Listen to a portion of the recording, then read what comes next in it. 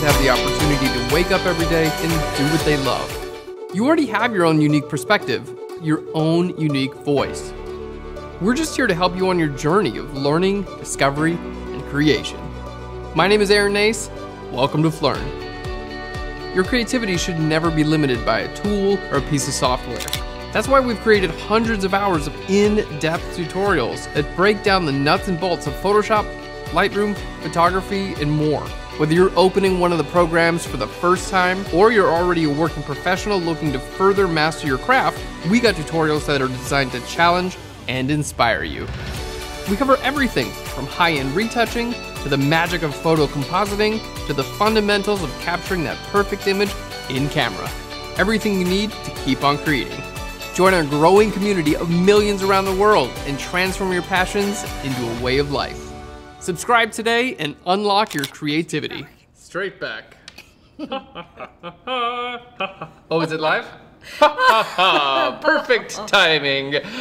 Welcome to PHLEARN Live. My name is Nace. I am the founder of PHLEARN, and joining me in the studio is the wonderful Cherie Jeffa. Cherie, how are you today? I am excellent. Thank you. What are you feeling? What are your emotions? Actually, this is our last live broadcast of the week. I am so excited that it was a fantastic week. I really enjoyed myself. But I am now starting to feel a little sad.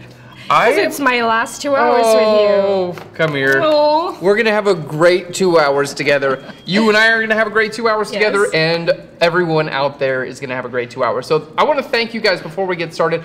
I want to thank you guys for joining PHLEARN Pro. We are just so excited. This last year has been an absolute whirlwind. If you don't know already, this is the 1 year anniversary of PHLEARN Pro. And to celebrate, not only were we doing this live broadcast, but we just rebuilt our website. So if you haven't checked out, be sure to do so. The homepage of PHLEARN is brand new. It is custom for you. So you can see your favorites right there on the homepage.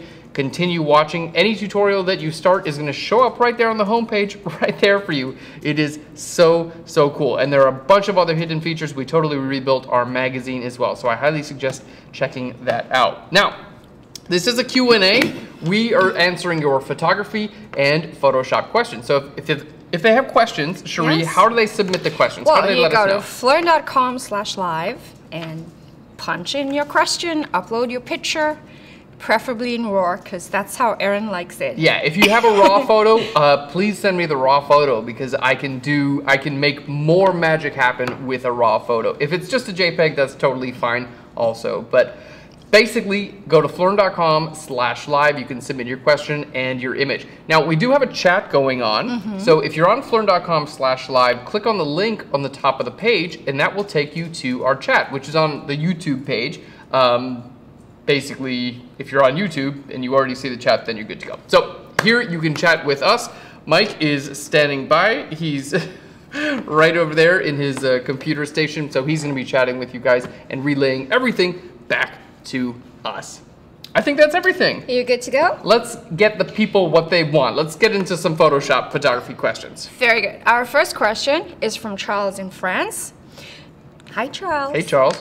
Do you think that editing will slowly move over to tablets and phones in the upcoming years? It seems like everything from Lightroom CC to Affinity is focused on tablet experience now. That's a really good question. In my opinion, I think that there's going to be a division. I think that editing for most people will most definitely go to tablets and phones. You know, hey, remove this little object, do like a little skin thing like that. Relatively like common tasks, I do think are gonna move to tablets and phones. Mobile devices in general. AI is like just at the beginning. I think we're gonna see some incredible things come out with AI, and that is most definitely going to influence photo retouching and photo compositing. I've already seen some demos out there of just incredible software. There's already software out there that can identify what's inside of your photo and can remove objects with incredible accuracy. And there's software that can actually browse images on the web and use the images on the web to replace elements in your photo. So I think that stuff is just going to get more and more powerful. Now, all those automated tools are most definitely going to have a place, and I think they're going to be perfect for the consumer level, and that's going to be most people. Now, I think when it comes to the pro level, or people who are, you know, professional editors, like people who do this for a living, compositors, retouchers, also high-end, you know, or people who want to take editing more into their own hands and really put their look on it. I still think that desktop software and the tools that we currently have, I think they're going to change a little bit, but I still think they're going to have a place. So yeah, I think both will be Adobe's around. a little bit slow with catching up with Affinity application for tablets. And I'll tell you why. Because when the Apple Pen came out, I was super excited. As you know now, I love stuff. So I, of course, dashed out. I got iPad Pro, got the pen, and I was ready to be completely, what do you say, equipped to be on location and not have to worry about taking the laptop or other devices. So this is what was my thinking when I went to get this. But then I found that Lightroom is not a full version. Right. Photoshop's not a full version, right. So you have limitations there. Definitely. So I bought the Affinity program, and you can do pretty much anything with it. And you like it? And I do. It took a little bit, it's a little bit different from how Lightroom and Photoshop operates, but the tools are pretty much the same. You can do exactly the same like you can in Photoshop in Affinity. But I was really disappointed that the technology was there, but the application couldn't perform with the technology like right now, which is unfortunate because we all do love Photoshop. Yeah, it's always going to be a battle between hardware and software. Yes. I feel like, you know, I feel like one makes a leap and the other has to catch up, and a back and forth. It's almost maybe even over a year now that the Apple Pen has been out there. And so by now, surely they could have upgraded their software to match that. It would be good for everyone. Yeah, no, I completely agree. So I think it'll be really interesting to see where things go. And if you guys have an idea or a little glimpse into the future, please let us know in the chat. All right, let's go ahead and move on to our next question. First image is 14, and it's from Jan in Florida. Can you edit this so that all the feathers stand out more and the image coloring is more dynamic? I've tried adding clarity, dehaze, and sharpening myself, but I don't like the results. Also, adding a sunset-like effect would make it really perfect. All right, cool. It's a big order. It's a big order. All right, and I think this is our first strictly nature photo that we started working on. So thank you so much for sending that over. And thank you again also for sending over a raw file. That really helps out. So let's go ahead and see what we can get out of this photo to begin with. Now, looking at my histogram, it's nice because we do have a lot of light information in our photo, but it's not too far to the right, meaning I don't have to worry. None of this information has been clipped out. So let's go ahead and see what we can bring back with our highlight information. Now, we are able to bring our highlight information back into this photo, but what I am seeing is that there's not a lot of color in the sky. It looks like there's not a lot of color. So bringing back the highlight information, sometimes that will bring back like the blue into the sky. In this case, it's not really doing so much for us. So we're just gonna pop that back down to 0. Now, as far as the separation on the wings go, what I'm seeing is the underside of this wing is just a little bit on the dark side. So let's go ahead and grab our adjustment brush here. Now I'm going to reset our local correction settings. And let's go ahead and paint on, there we go, paint on the underside of the wing. By the way, we just released a tutorial a couple weeks ago called How to Master Adobe Camera Raw in Photoshop. And in preparation for that tutorial, I learned how to use Adobe Camera Raw like way better. And I gotta say, I'm a huge, huge fan. I would say, you know, the power of editing in Adobe Camera Raw or in Lightroom before you bring your images into Photoshop, a ton of power there. So I highly suggest editing light levels as well as color in your raw file before bringing into Photoshop. All right, let's go ahead and turn both of these off. And I'm gonna bring up our shadow value just a little bit. That's giving us a little bit more detail in this area here. And then let's go ahead and also add a little bit of clarity and a little bit of sharpness as well. All right, and maybe I'll just paint in this area here. Now I can continue to paint around areas, and it's going to continue to add clarity and sharpness and bring my shadow levels up. Let's add a little bit more clarity here. Beautiful. Okay, and I think we're actually looking really, really nice. Now, as far as the sky is concerned, we asked for a sunset effect. Yes. Okay, cool. So let's see what we can get. We're gonna have to pull a sunset image online because we're not seeing a ton here. But before we get into pulling images from the internet, I'm just gonna raise my color temperature a good bit here. And the reason is, oh, you know what? I'm raising my color temperature, but that's still in my adjustment brush. So let's just make sure we undo that. There we go. Let's make sure we undo that. And then I'm just gonna go back to my hand tool, and now we can adjust the color temperature for our entire image. Okay. So let's go ahead and adjust our color temperature. We're gonna make it a little bit warmer, and I'm gonna bring my tint a little bit to the right as well. Okay. Now the reason I'm doing this is because I know I'm gonna be bringing in a sunset type of image, and all this is gonna have to be warm to kind of match what's going on with that image. All right, so I think we're looking pretty good. Now, when I bring this into Photoshop, I'm gonna click here on the bottom, this little link here, and make sure this says Adobe RGB 1998. Our depth, I wanna be 16-bit, and our option to open this as a smart object, I wanna be sure that's checked. Right. Super important. So let's hit OK here, and I'm gonna click on Open Object. All right, and while that goes, there we go, we're gonna go ahead and click on, there we go, let's just make that full screen. We're gonna go ahead and type in sunset here and see what we can find. Let's go ahead and close that out. So our sunset effect, and I'm gonna be looking for a background that's fairly, there we go, a fairly light colored background, and a background that doesn't have a ton of detail in the sky. There we go. In our last session, we added a sunset effect too. Mm-hmm. It's a very popular effect. Okay. Something appealing about that. Warm colors. Yeah, the light is beautiful. Mm-hmm. Yeah, most definitely a lot more interesting than light just in the middle of the day. For sure. All right. So I'm just trying to find something that's going to fit in with this photograph.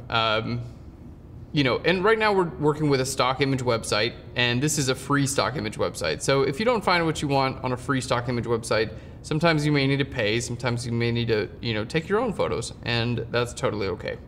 In this example, I'm just trying to figure out what we can actually get. All right, now that this is a sunset, it's relatively neutral, and I think it could actually work pretty nicely. So let's go ahead and download this image here. Now I'm gonna open this up in Photoshop. Let's just double click here in Photoshop, go to my downloads, and open the image. So you don't have to have a perfectly, like a perfectly clean image of a sunset. In this case, I'm just gonna use like the top part of this image.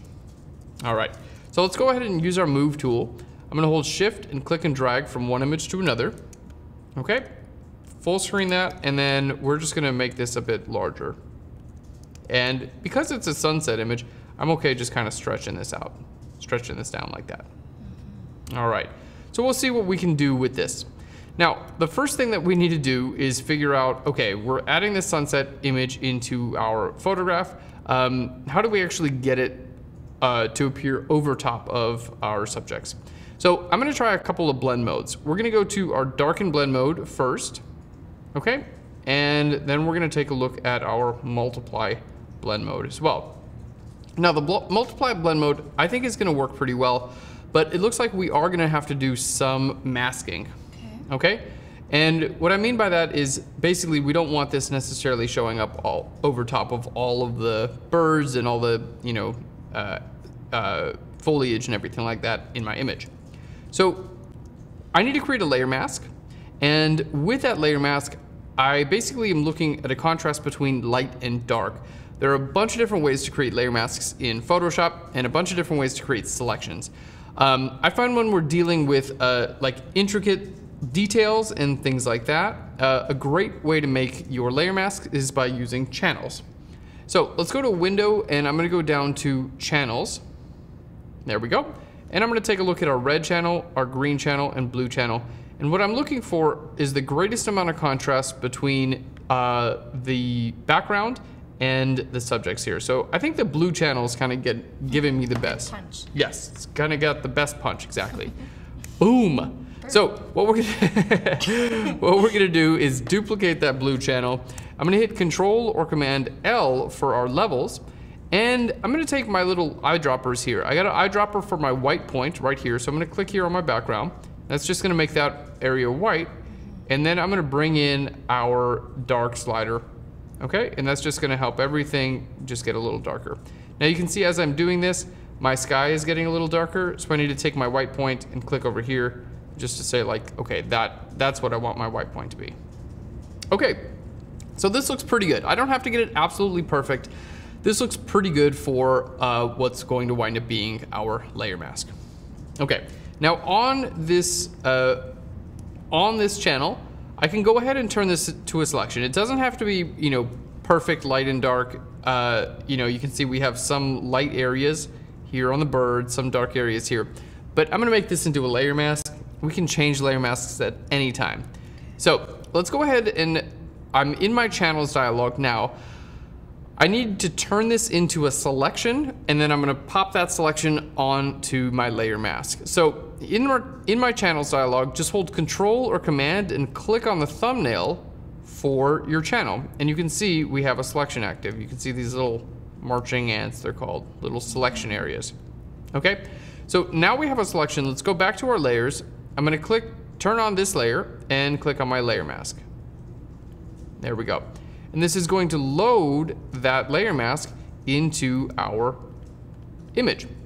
Okay, now let's do a little bit of adjustment here. So I'm gonna hold Alt or Option and click on my layer mask.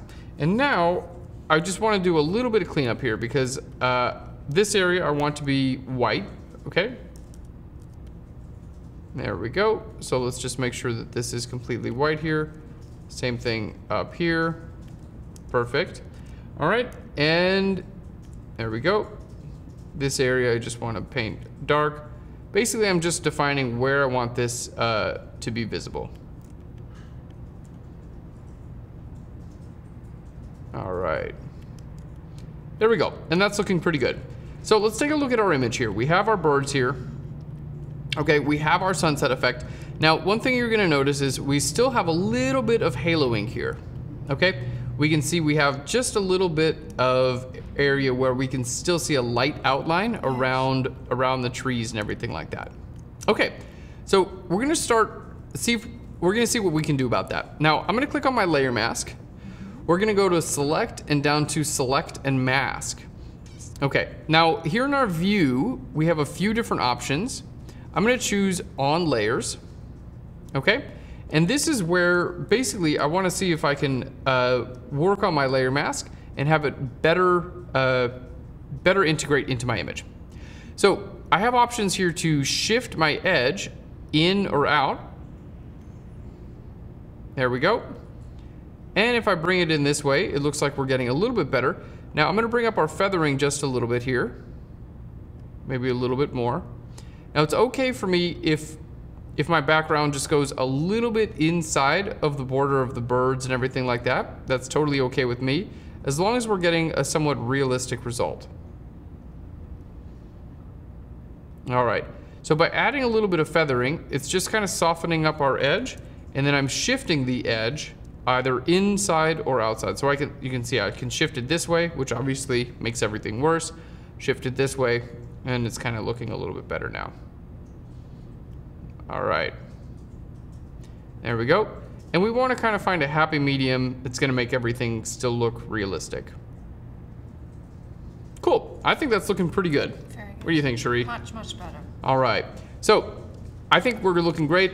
Output to layer mask is exactly what I want, so it's just gonna fix my layer mask. So let's hit okay there. And there we go. Now we have our layer mask looking a little bit better. Okay, now in the original photo, my background is super light. So I've added this sunset type background to my photo, looking pretty good. I do wanna lighten it up a little bit because generally if you have a really light background and you try to just add a darker background into it, most of the time it's just gonna look fake. So what I want to do here is grab a curves adjustment layer, and I'm going to clip this so it's going to be only visible over top of my sky, and I'm just going to take this and make it just a little bit brighter. Nothing crazy. We still have the detail in our background, just a little bit brighter. It's going to make it look a little bit more realistic. So you can see there's the before and the after, and that's only going to be visible on our background there. Okay, now for those of you guys who aren't aware, a layer and a layer mask by default are linked together. They have this little chain link option, okay? So if I move one, the other moves with it, right? Now you can actually unlink your layer and your layer mask. So for instance, I could just move my layer mask if I wanted, or if I click on my layer, I can just move my layer. So check that out. My mask is staying exactly in the same place, but I can actually move my layer. And we can also, just go ahead and make this a little bit bigger here. We can also bring in other images if we wanted and just pop the exact same layer mask on those images. So I actually think this is working out well, but let's just pull in, I'm gonna see about grabbing one more. Again, we're just looking at stock photos here.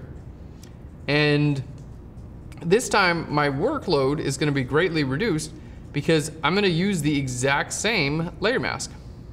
All right, so let's go ahead and download this image here. And here in Photoshop, we're gonna open it up. Excuse me. Okay, now we'll use our move tool to click and drag from one image to another one. There we go. Let's just make this a little bit larger. Stretch it out a little bit more. Perfect.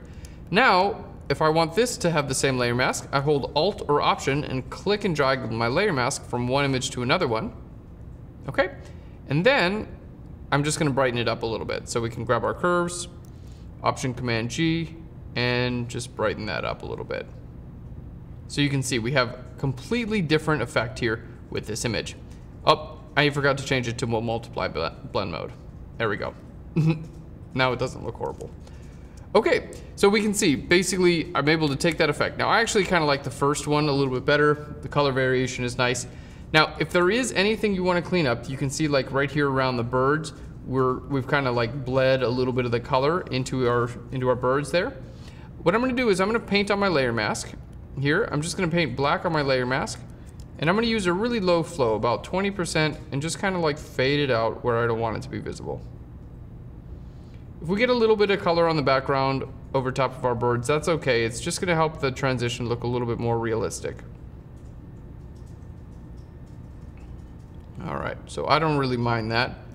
And again, we're working on a layer mask, and these layer masks can be changed at any point in time. So you're never stuck with your decision on a layer mask. Do you think they should be cropped out for a better composition? These little guys down here? I don't know, I kind of like them because they got those weird beaks that, what are these, spoonbills? Okay. Something like that. I mean, you could definitely crop them out if you like, but I kind of like them in there. Obviously, that's going to be a question for everyone's personal taste. Yes. Everyone's going to have a little bit of a different thing. And then I just want to do one more thing. I'm going to type into our stock image site again here, birds flying, and see if I can find a nice image. There we go, of some birds flying. We're just going all birds here. All right, so I'm going to pop these in here now. Let's go ahead and change this layer blend mode from normal down to multiply. Okay, now I'm going to go ahead and grab a levels adjustment layer, clip this to these birds here, and then I'm gonna make my lights just a little bit lighter, which is basically gonna make them disappear because we're using a multiply blend mode, which is super cool. I'm also gonna take my blue channel and pull it over this way, and that's gonna reduce the amount of blue, and we're gonna take our red channel and add a little bit more red. And that's gonna help the colors just match a little bit more. Okay. Now, I just take this layer and pop a layer mask on it. There we go. Perfect. And we've got some birds flying around in the background. So we can kind of put these wherever we want. There we go. I don't know. I just felt like doing that because I thought it would be fun. I actually don't think they add to the image, so I'm going to delete to them. I just wanted to... It's getting so busy. No. I don't think they added to the image. I just wanted to see what they would look like there. But overall, I think we've done a really great job enhancing the image. We've thrown in a background, and I think it actually looks really, really nice. So thank you so much for submitting your image. I hope we answered your question, and I'm ready to get on to the next one. All right, it's 16, please. And this is from Dave in London. How do you remove frizziness from someone's hair, leaving a realistic, smooth look? Okay, frizziness from someone's hair. All right. Well, let's go ahead and take a look. Boss hairstylist, by the way, whoever did this, like, so cool. My shoes today. It looks like your shoes. It does look like your shoes. Okay, so frizziness for the hair. I'm guessing we're talking about what's going on here on the top of the hair, and then maybe a little bit of this. That's kind of what I'm thinking. And then I'm actually going to remove this as well, just because I feel like it's distracting. It's just a little bit distracting, yeah. Okay, cool. So let's go ahead and create a new layer. Now to remove this bit of hair here, I'm going to use the pen tool. So let's hit P for the pen tool. I'm going to just click and drag up in this direction there. There we go. And the pen tool is basically like, you want to kind of click and drag around the area that you want to turn into a selection. Let's right click in here. I'm going to make this a selection, feather by about 1 pixel. That looks pretty good. And then with our brush tool, there we go. We're just going to grab this color in the background, and I'm just going to paint right up there. So the deal is you want to make your selection first, and then you just paint with your brush tool, and look how easy that was to remove. Beautiful. And we have a perfect edge on there, which is, you know, exactly what we want. If you want to blur your edge a little bit more, you can always add a Gaussian blur after the fact. Okay, so that took care of that little area. Now, as far as the rest of the hair goes, my suggestion would be to start with the spot healing brush tool, which does a really great job actually removing flyaway hairs. So basically you want to choose a small brush and paint right away over top of the flyaway hairs. There we go.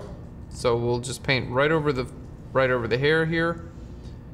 And it is a little bit of a tedious process, but you want to make sure you use a small brush and just paint right over top of the hair. There we go. This isn't something that, I haven't had great luck with this if I try to just like paint over a large area. Generally, the best way that I've found to do this is to use a small brush and just try to get each individual hair. There we go. All right. And if the tool doesn't work in some areas, or you find it's kind of getting confused a little bit, you can always then throw in your clone stamp tool or your brush tool. Like in here, it's just getting a little bit confused. So I'm just gonna use my brush tool. We're just gonna make it a really, really small brush. There we go. And there we go. Let's just kind of like fix this edge. If you're dealing with such a small little area like this, I really wouldn't bother with any type of advanced tools. I would just go in here with the brush tool. I mean, by now you guys already know that I love the brush tool, so it's probably not a surprise. But you're working with such a small area that you don't really even need to worry about texture in this area, because it's just such small little details here. There we go. By the way, if you're using your brush tool, it can be super nice to rotate your canvas like I just did. So you can hit R to rotate your canvas and then rotate any which way, because I'm using a pressure sensitive tablet, and some movements, you know, hand movements are natural. Like this is a pretty natural movement for me. You can move your image around so you can do, you know, you can use a more natural hand movement. Right. All right. So I find that to be super helpful. You can use it obviously with any tool. So let's get back to our spot healing brush tool here, and you can see I'm just painting over each one of these individual hairs It's tedious, it does take a little bit of time, but you can most definitely clean up just about anything using this method. And again, if the tool follies in any way, or if you find that it needs a little bit of cleanup after the fact, then you can get to your clone stamp tool, or your brush tool, or your regular healing brush tool, and usually it's going to do a pretty good job. All right, let's go ahead and get that up there and right there as well. All right, and let's go ahead and bring this back up. So just for time's sake, let's go ahead and group those. We can see the before and after here. So you can see already, already right here, it's done a really nice job cleaning all that area up. So I would just take the same exact technique and finish it for the rest of the photo, and it should be good to go. Very nice. Cool. Beautiful. Great question and cool image. Yeah. So the next question actually has two pictures. We're going to do some blending. Oh, some blending. And all right. Is it's 17. Okay. It's a question from Jay in Bolivia. How do you blend this image of the Milky Way into the image with the white washed out sky? Is it possible to make it look realistic? Okay, good question. So let's go ahead and take a look at our images. So here we have our image of the Milky Way. These are both raw photos. Excuse me, thank you so much for sending raw photos. And here we have the kind of like washed out sky. Okay, yeah, it is most definitely, we can most definitely blend these two together. Now, one thing that I'm looking at is we are working with relatively different colors here. So this image, we can see there's quite a bit of green in the foreground. This image is primarily blue. So the first thing that I would do in order to get them looking a little bit more similar would be to get the colors a little bit more similar. So I'm gonna go ahead and just kind of cool this image down just a little bit and bring our tint to the right just a little bit. All right, now this may not be what you had in mind, but basically I just wanna get, there we go. I wanna get them about in the same range. That way if we take the sky, you know, if we take this sky and put it here, it's not gonna look so, odd. It's not gonna look so different. All right, cool. And I can do that just by looking at these thumbnails and kind of seeing how these different colors relate to one another. Okay, well that looks pretty good. So let's go ahead, I'm gonna hold Control or Command, click on both of these images and open both of these as smart objects in Photoshop. There we go. I'm curious as if Jay took these photos. They're very good. Yeah, they're so cool. That's an incredibly clear shot of the Milky Way. Okay, let's go ahead and take this this sky, and I'm gonna use my move tool and hold Shift and click and drag from one layer to another. And so now we have both of the images in the same document. Now, anytime you have a light object on a dark background, you can use this screen blending mode, and that will just essentially hide your dark background. So I'm gonna change my blend mode from normal down to screen, and you can see our dark background just goes away, and I'm just left with my light sky. Now, in this case, what I'm gonna do is just hit Control or Command T, transform, because we do have a little bit of the mountains that are showing up. There we go. So I'm just gonna bring our image right to where the mountains just kind of fade away. Perfect. I'm gonna put a layer mask on this layer, and then we're just gonna paint black on our layer mask right over top of the bottom of the image. Okay, so we're looking pretty good here. Now, if I wanted the top part of our image to just be a little bit darker, we can most definitely do that either here or after the fact. So I'm gonna grab a levels adjustment layer and clip that to the sky. So with this, I can make the sky darker or lighter, and because it's set to a screen blend mode, it's basically gonna make it more or less visible, which is very, very cool, and we can kind of just like get it kind of fitting in. You know, we can get it right to the range that we want. Now, I'm gonna unlink the layer mask and the layer. So if I need to move the layer around, I can do so. let's see, maybe we want to just stretch this a little bit larger and bring it up. There we go. And that's looking really nice as well. Okay, now I'm going to take some of the color from the sky, the Milky Way sky, and on a layer above our background layer, okay, I'm going to paint it over top of there and then change my layer blend mode to soft light. And that's just going to really help integrate our colors. There we go. Let's just bring down our opacity just a little bit. And here I think we're doing a nice job integrating our colors. Okay, now over top of this, if I want to, I can then grab a levels adjustment layer and make the whole image darker. So notice I'm not clipped to just my stars now. So anything that I do on top of this is not going to affect the screen blending mode. So like this layer, for instance, because it's clipped, this will affect the layer itself, and because it's set to screen, it's going to affect the layer's visibility. Okay, but this layer, because it's not clipped, it's going to make things darker and lighter, but it won't affect any visibility.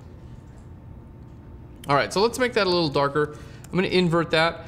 Grab our gradient tool. Let's just choose our foreground to transparent gradient and pull that right down there. And it's just going to darken the top of the image down just a little bit to give us a little bit of a balance between light and dark, between our foreground and our background. And I think this looks really great. I think, beautiful. Yeah, definitely really beautiful images. And yeah, as far as the composite goes, it works so well. I think it works really well. So thank you so much for sending in your images. Great job with the photography, and yeah, I think it's killer. Okay, great. Next one is image 13, and it's a nice war for you. All right. And it's from Serbia, from Anna. Is it possible to make this good product photo with lighting and background as it is? Okay, cool. Well, let's go ahead and take a look. So you were actually in luck, but because we have in our pipeline plans to make a product photography tutorial, photographing earrings actually, yes, and other things, but it's pretty cool. Okay. A little prelude. This is a prelude, exactly. So we can most definitely enhance the photo. We're looking at a couple of things. Let's go ahead and take a look at, there we go. The background does have a little bit of texture on it, so I would suggest removing the texture. Okay, so that's gonna be one thing. And then the other thing that I'm seeing is that our shutter speed is at 1/60th of a second. So my suggestion is, if you're gonna be photographing jewelry or anything with this fine detail, maybe get your camera on a tripod and then choose a faster shutter speed if you can. And that may mean adding more lights, or shooting this outside is a good option as well. But if you have more light, you can shoot at a faster shutter speed, and that means you're gonna have less camera blur in your shot. Because a light box also. A light box also, yeah. Near a window. Yeah. Ambient light. Near a window, perfect, yeah. Or increasing your ISO, because it looks like it's too low. Yeah, you're shooting with a nice Sony camera here. You could definitely increase your ISO, probably at least 2 or 3 stops. The reason I say that is because we do see a little bit of movement here. There's just a tiny bit of camera shake, and that's affecting the clarity of the photograph. So I would definitely take a look at that. Now you can't, I mean, if you're all the way zoomed in, you can really tell. You kind of can't tell here, but it does affect overall sharpness. Sure. So I would just suggest shooting at a faster shutter speed, and or adding lights. Stacking. Or well, focus stacking, but that won't help if there's any camera movement. That's true. So tripod's necessary. Yes. Focus stacking will help if you can't get a wide enough depth of field, but still your camera has to be very still, or you have to shoot with a very fast shutter speed in order to freeze motion. But that's photography stuff. As far as the Photoshop stuff goes, let's go ahead and start off. So I'm gonna bring our highlights just a little bit brighter. And our white balance, I'm just gonna check out our white balance. I'm gonna grab my white balance tool and just click here on the background. And that's just gonna it's gonna set this as our target neutral, and that's gonna adjust our white balance. Okay, so we're working with a little bit more neutral white balance now. I think a little bit of clarity would work really nice on these earrings.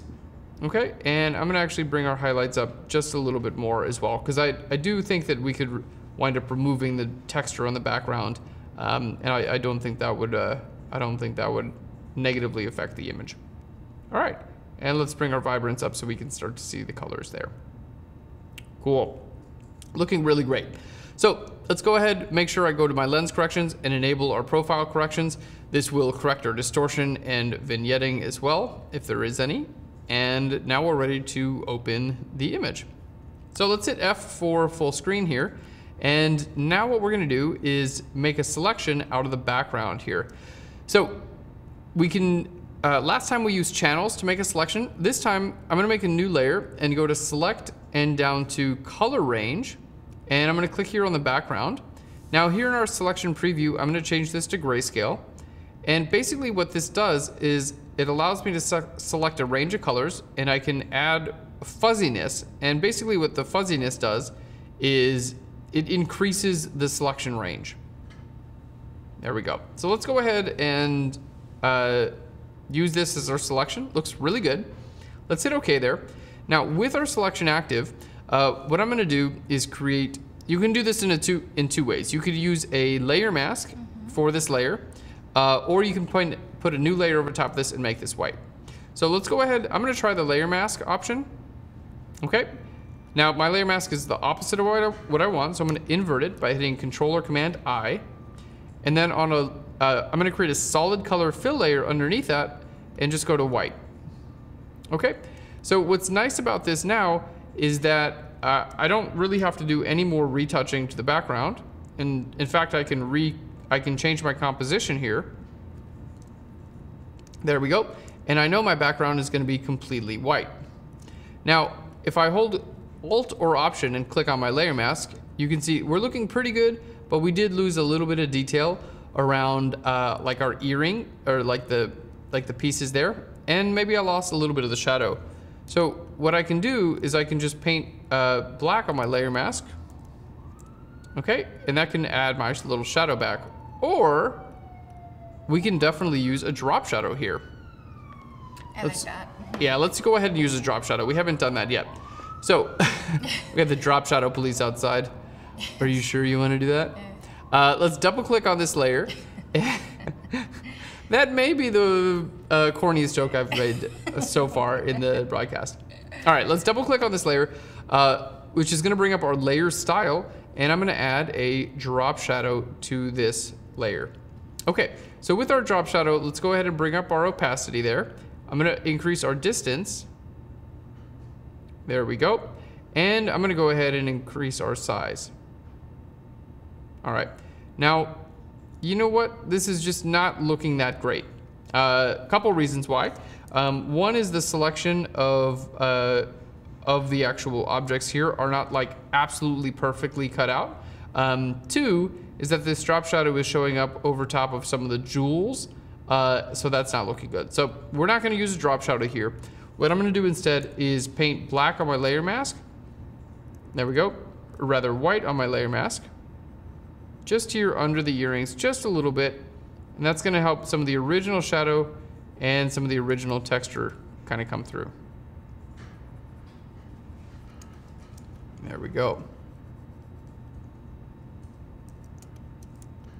All right.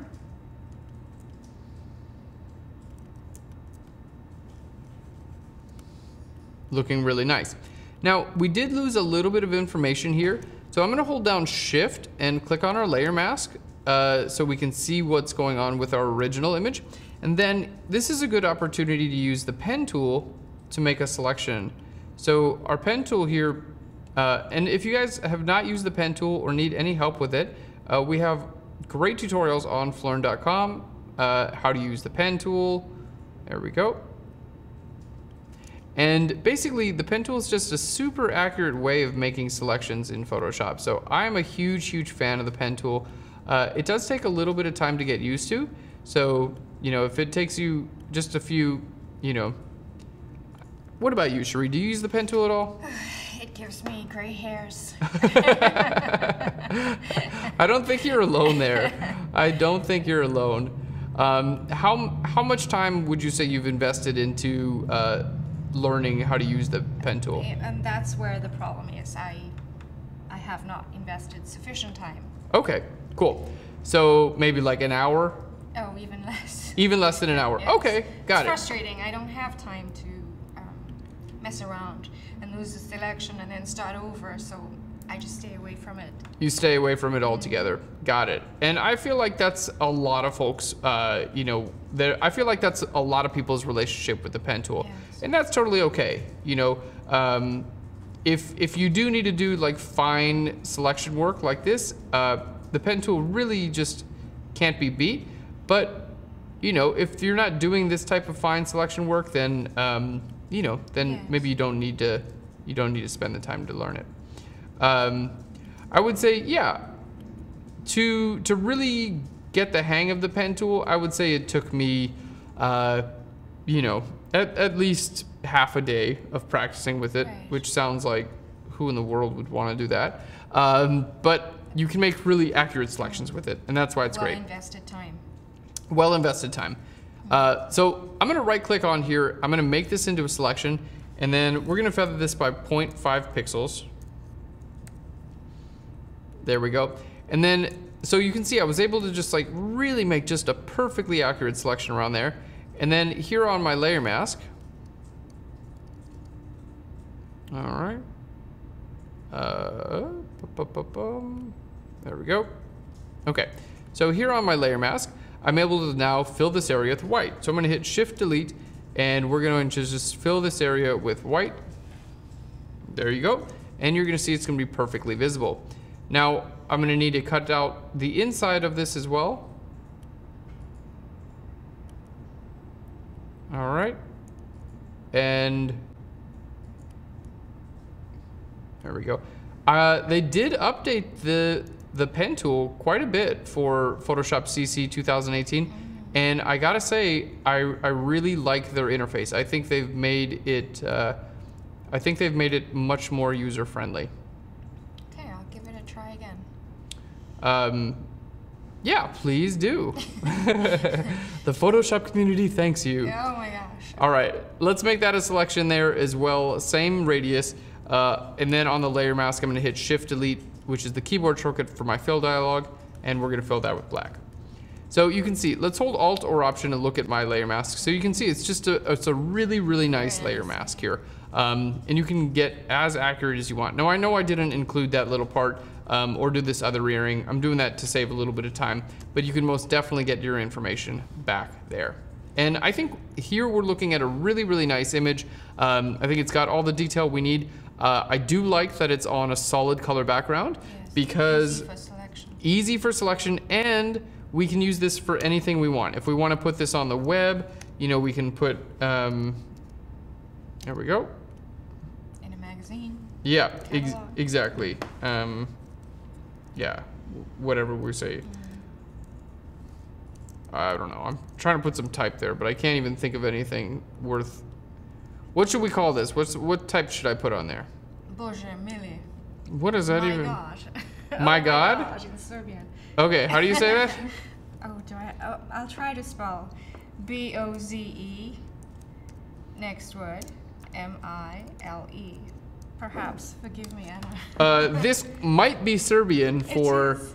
Oh my gosh. Oh my gosh. Gosh, because it's crosses, I thought. Oh, well, there It we may go. be appropriate. Look at you. All right, we'll bring our. There we go. Look at That this. looks nice. I like that type. Ooh, See? That's better too. There we go. So whatever, we're just making up your brand here, whatever. But having product photography on a pure white background just gives you so many great options for, you know, for whatever, for print, for web, putting it on an Etsy shop, putting it on a Shopify shop, whatever it is, because you can extend this, you know, in that direction. And we've got the solid color fill in the background there. So if I wanted to make this like a web ad, you know, all you have to do is change your crop and move your text, and look at that. Beautiful. Easy to do. All right, Very good. great questions. Thank you so much. I hope that helped out. Say, hvala puno. What? Thank you. How do you say this? Fala Puno. Follow Puno. Yes. Follow Thank you very Puno, much, everybody. Is that Anna. Serbian also? It is. Do you want? No. So Cherie's let's move husband on. is Serbian, by the way. If you're wondering why she's speaking Serbian. It's so bad. So the next question is from Andrew in San Francisco. Andrew in San Francisco. And it's image 15, please. Okay. How should you edit this photo, to create a more natural and creamy tone? I've had a hard time balancing the skin color and the background color. The skin color and the background color. Okay, well, great photo, and thank you again for sending in your raw image. Okay, so looking at this image, great job, by the way. Everything looks really great. A couple of things that I'm gonna work on, kind of like, whenever I look at the photo, I'm just thinking like, okay, what's everything that could possibly need some work? So the background, just a little bit too bright. It's not perfectly horizontal here. So anytime you have a surface here that's just like slightly off horizontal, it tends to be like, ooh, something's wrong. So I'm gonna work on that. And then brighten up our subject a little bit.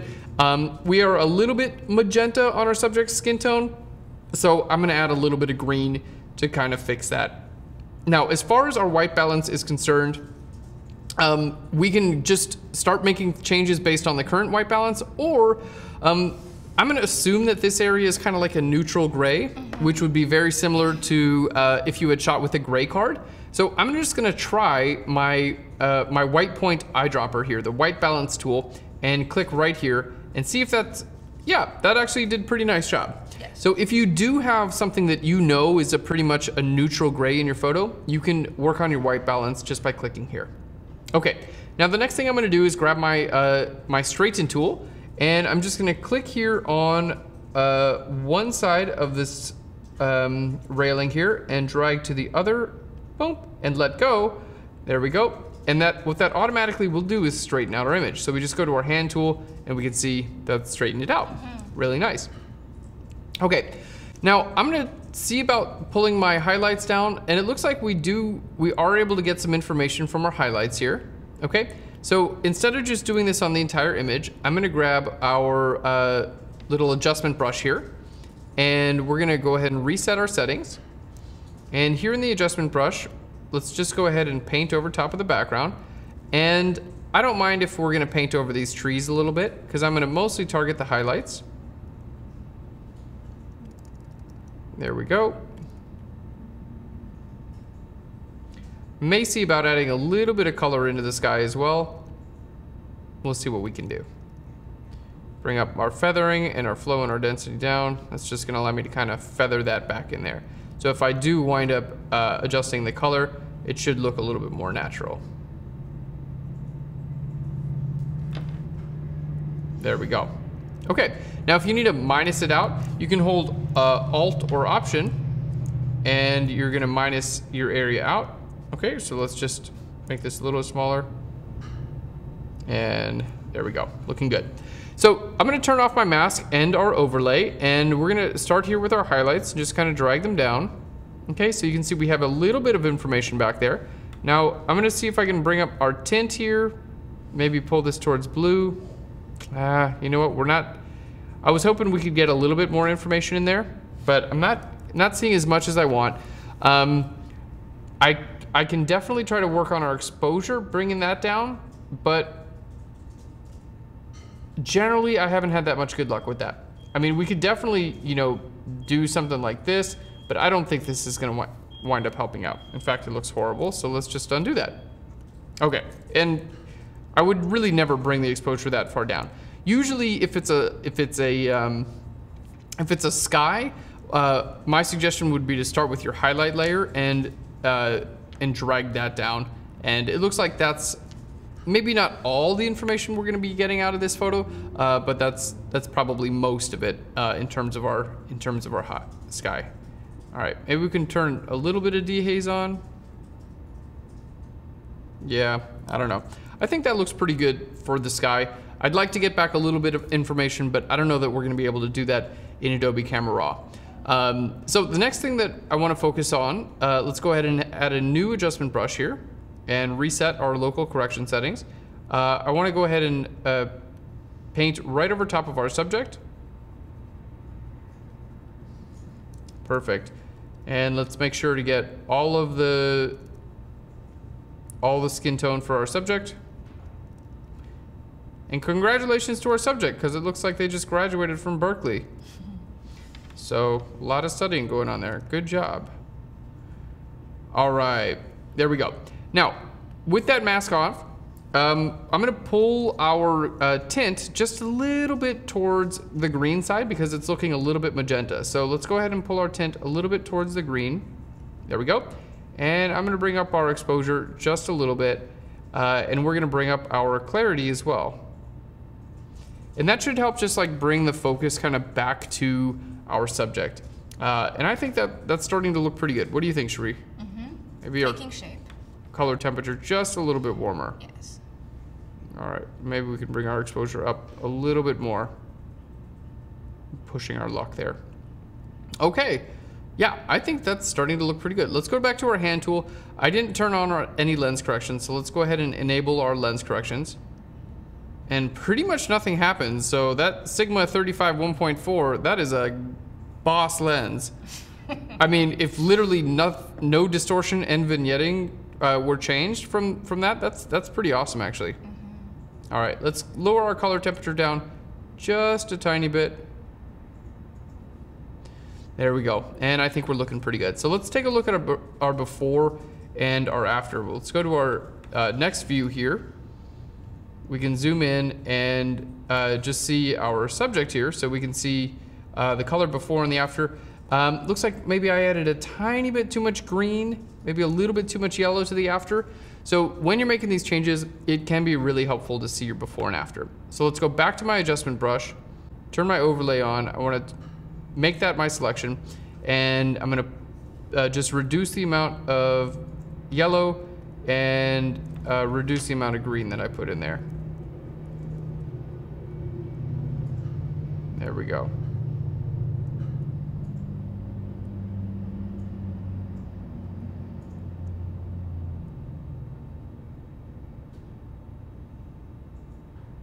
Okay, so my whole goal was to counteract there was just a little bit of a magenta tone there before. And, you know, really, there we go. Really, any color work that I do is like, it's always difficult. Color work in general is just tricky. It's tricky. It is very tricky. Okay, I think we're looking really good. Now I'm gonna just bring in a radial filter here. Let's click and drag from the inside out. I'm gonna change my effect to the outside. Let's go ahead and reset our local correction settings. And I'm gonna bring our contrast down a little bit. I'm gonna bring our saturation down a little bit, and I'm gonna bring our exposure down a little bit too. All right, let's go ahead and hide the overlay there. And the idea with doing that was just to draw a little bit less attention to the outside of the image and a little bit more attention to my subject. Let's do one more. There we go. Have this effect towards the inside. Let's reset our local correction settings. Bring up our shadow levels and maybe our exposure just a tiny bit. Let's make our, there we go. Let's go ahead and make this just a little bit bigger so it looks a little bit more natural. There we go. And I think we're looking pretty good. All right, what are your thoughts, Cherie? Anything else you can see? No, I like it. You like it? All right. If Cherie's happy, I'm happy. Aww. There we go. So let's take a look at our before and after. I know they're pretty small in this view, but I do want to see them both side by side. So we did a little bit of straightening in our image. Our subject is definitely a little bit brighter, stands out a little bit more. We have some more information in our background, and our white balance overall has improved a little bit. Yeah, I think that's looking really good, and I'd be ready to open it up in Photoshop, and then any additional details that you wanted to do in Photoshop, you know, things like I might create a new layer and then grab our spot healing brush tool and take care of just a couple of these There we go. Let's grab our spot healing brush tool. Just a couple of these little like highlights and stuff like that in the background. There we go. Just a little bit distracting. So just kind of like get rid of those. Spot healing brush tool or the regular brush tool. You know, just little things like this. Kind of pulling my attention back there instead of towards my subject. Then like, you know, this thing, I would probably remove that thing there because it's pretty easy to do that. You know, little spots like this. And yeah, I think we're looking really, really nice. Brilliant. Okay, thank you. Do I get the Cherie seal of approval? You get 2 thumbs up. 2 thumbs up. Thank you so much. And thanks, Andrew, for sending over this photo. So our next one is from Kathy in New York, and it's image 18, please. She really loves this image, but she says the light wasn't great. How is it salvageable? And what would you do to enhance it? Oh, I think the light is actually really nice. It's very, very sweet. Yeah, actually. Did you see, by the way, it's a Nikon. Go, Kathy. Cherie's your best friend now. Special kisses for Kathy. Yeah, I actually think it's a really great image. I do like the light. It's not under or overexposed. You know, the light in our subject's hair totally looks great. Let's see, maybe I would warm it up just a tiny bit to give it a little bit of that, like, you know, warm sunlight image. So I'm just gonna take our color temperature, like not much, just like a little bit, warm it up. There we go. That looks pretty good there. Let's see. This area down here is just a little bit light in color, so I'm gonna grab a graduated filter. Let's go ahead and reset the local correction settings. Click and drag this up here. And then maybe just take our exposure and drag it down just a little bit. All right, and let's bring our saturation up with that also so it doesn't look fake. There we go. And then let's hide the overlay. There we go. And the only reason I'm bringing down our saturation here is not because I think this was too bright, but by bringing down the brightness around the edges, it's going to help draw a little bit more attention to our subject. There we go. Okay, and then I'm going to grab a radial filter, and then kind of the same idea. I'm just going to kind of highlight right around our subject. So let's go ahead and click here. We're going to bring our exposure up just a tiny bit. Let's bring our shadow levels up just a tiny bit. And let's go ahead. Yep, it's nice and feathered. There we go. Let's maybe make this a little bit larger. Perfect. Yeah, I think that's looking really, really nice. Cherie, is there anything else that you see? No, I think it's beautiful. I actually totally think it's a great photo already. See, when you shoot Nikon, you have less edits. It's only a matter of time before you're a Nikon ambassador. They're going to kill me when I get out of here. So let's hit, I'm gonna take a look at our before and after. Not a huge change here, because honestly I didn't think that it really needed a huge change. I do think in the after we're looking just a little bit more at my subject. It looks more finished, the picture now. A little bit of brightness. Yeah. And again, sometimes that's all that's needed. And hey, if that's all that's needed, then you took a great photo. So yes, that's a good sign. And you know, sometimes, I don't know that I really like what I did darkening down here. I don't know. It doesn't really look natural. So maybe I'll darken it down just a little bit less. I think we get kind of the same effect. Yeah, but I think in general, overall, maybe we'll bring our vibrance up. It'll make the greens kind of pop a little bit more. Yeah. I think it's good. Okay, it's good. It's really good. Cherie says it's good. It's good. Sometimes you have to stop. I know. It's like less is more sometimes, and with Photoshop you can just keep going. Definitely, so, yeah. Definitely. Love it. All right, thank you so much. Next one is from Sumaya in Los Angeles. When you make a selection and feather it, do you have any advice on how much to feather in relation to the size of the selection of the image?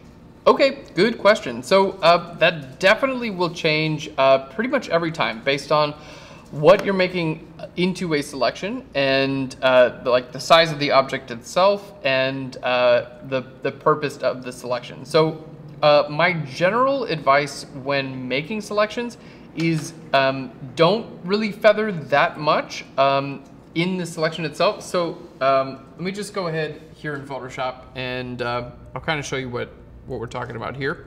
So you have some tools like the marquee tool, rectangular marquee, elliptical marquee, the lasso tool. So some of these tools have feathering built into them, okay? So for instance, you could add feathering into these tools and then make a selection and the edge of the selection would be feathered. Now, if you ever want to see your selection in a little bit of a more visual way, you can hit Q on your keyboard and that's going to bring up a quick mask. Have you ever used a quick mask? Mm-hmm. Oh, cool. Not often, but not often, but you have used them. So I really like to use the quick mask for a couple of reasons. First, it helps me to see what the edge of my selections actually look like. But the second reason is that you can actually use filters on a quick mask. Right. So my suggestion is actually to not use feathering at all in any of your selection tools. I would suggest keeping your feathering at 0. Okay, and then doing your feathering through a Gaussian blur and a quick mask. So let's just say we wanted to select out our subject here. There we go. I'm just doing a very quick, very bad job of this. There we go. So subject selected. Now I'm gonna hit Q for the quick mask and you can see our selection has a very hard edge. Now, if you want to build in feathering, I recommend doing it on your quick mask because you can see exactly how much feathering. So the cool thing is with our quick mask, again, it's really easy to get to. So make your selection, hit Q for quick mask, or you can click on this little button right here on the bottom of your tools panel, and that's your quick mask. Now that we're in our quick mask, you can go to filter, you can go to blur, and you can go to Gaussian blur, and you can actually blur your quick mask, okay? Now, the reason I like this is because I can see visually exactly how much blur is gonna show up on the edge of my selection, okay? Obviously, I didn't do a good job getting around our subject there, but you can see exactly how much blur is gonna get onto the edge of your selection. So rather than just guessing a radius and trying to figure out what that might look like, here you see a very, very nice representation of what your radius looks like. Now, when you're ready, let's say that this is the exact radius I want, you just hit OK, okay? And then hit Q again, and you're back into your selection, and it's ready to be used with that amount of feathering on it, okay? So Q, just back and forth on your quick mask, and it will allow you to use all kinds of really cool tools. You can use all your filters on a quick mask.